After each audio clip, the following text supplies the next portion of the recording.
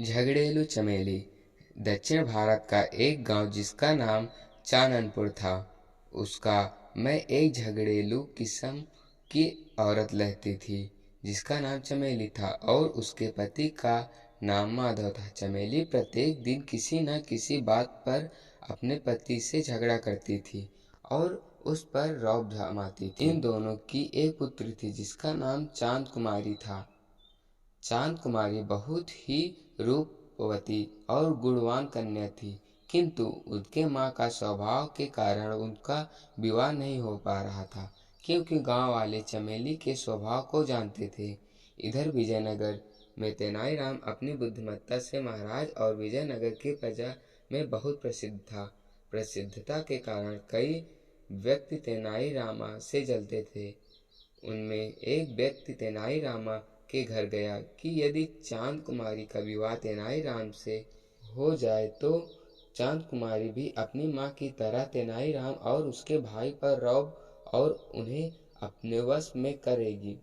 यह सोचकर वह चांद कुमारी के रिश्ते की बात लेकर आया। भाई इस बात से अनजान था कि तेनालीरामा का कोई भाई नहीं है।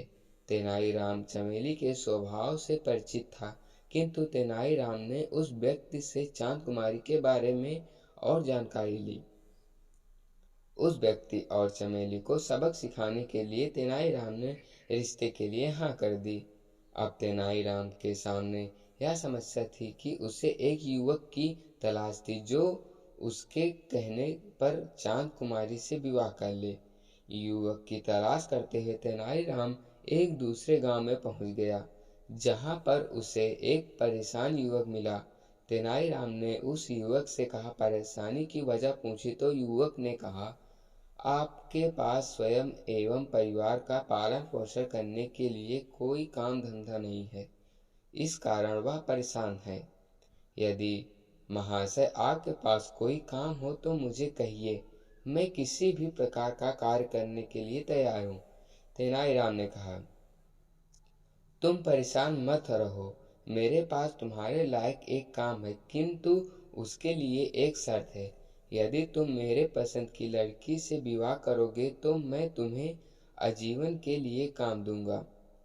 युवक सोच विचार में पड़ गया। तभी तेनालीराम ने कहा, तुम चिंता मत करो, मैं जिस लड़की से तुम्हारा विवाह करवाने वाला हूँ वह बहुत ही स्वरूपी कन्या है। यह सुनकर युवक ने तुरंत तेनालीराम की शर्त मान ली। थोड़े ही दिन के बाद चांद कुमारी और उस युवक की विवाह हो गया। विदाई के समय चमेली ने चांद कुमारी के कान में कहा, जिस प्रकार मैं तुम्हारे पिताजी के ऊपर रौब जमाती हूँ, उसी प्रकार तुम भी अपने पति पर झूठ मूठ का गुस्सा करके रौब जमाना, ताकि वह तुम्हारे वश में रहे। चांद कुमारी ने अपनी माँ की बात मान ली। चांद कुमारी ने कुछ समय के लिए अपने पति को चांद कुमारी के साथ भेज दिया। माधव अब तेनालीराम के साथ रहने लगा। तेनालीराम ने उसे घी दूध बादाम खिलाकर 1-2 महीने बहुत ही हष्ट-पुष्ट बना दिया। चांद कुमारी भी अपनी माँ की बात मानकर अपने पति पर गुस्सा करके रौब जमाने की कोशिश करती, किंतु उसका पति और तेनालीराम बहुत ही घड़ियाल स्वभाव के व्यक्ति थे।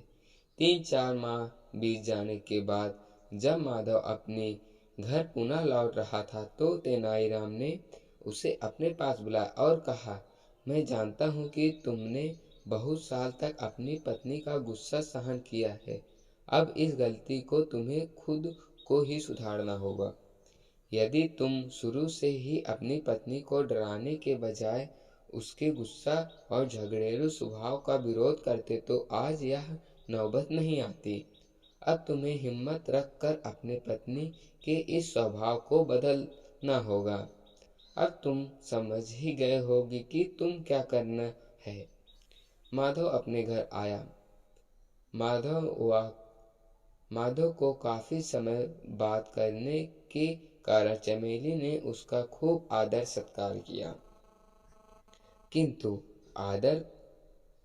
आदत से लाचार हो जाने के कारण कुछ समय पश्चात वह माधव पर जैसे ही गुस्सा करने के लिए आगे बढ़ती तो माधव ने सामने से चमेली को खरी खोटी सुनाता।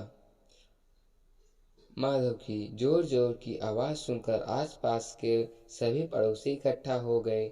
वे सभी माधव के इस रूप को देखकर आश्चर्यचकित हो गए।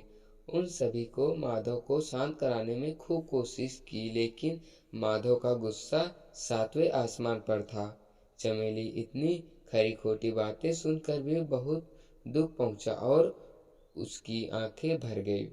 कुछ समय बाद जब माधव का गुस्सा शांत हुआ तो माधव ने चमेली से इस स्वभाव के कारण क्षमा मांगी।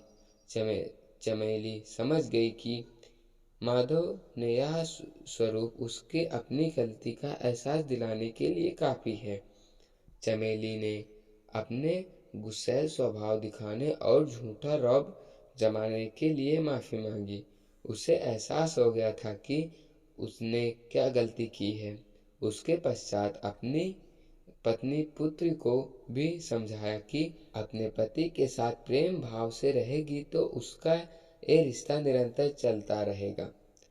तो दोस्तों, इस कहानी से हमें यह शिक्षा मिलती है, हमें अपने परिवार जनों, मित्रों और अन्य व्यक्तियों के साथ प्रेम भाव से रहना चाहिए। तो दोस्तों, मैं आशा करता हूँ कि आपको हमारी यह कहानी पसंद आई होगी। अगर आपको हमारी यह कहानी पसंद आई हो तो इस वीडियो को लाइक करें, और हाँ दोस्तों, अगर आप हमारे चैनल पर नए हैं तो चैनल को सब्सक्राइब करें। तो दोस्तों, मैं मिलता हूँ आपको दूसरे कहानी में, तब तक के लिए धन्यवाद।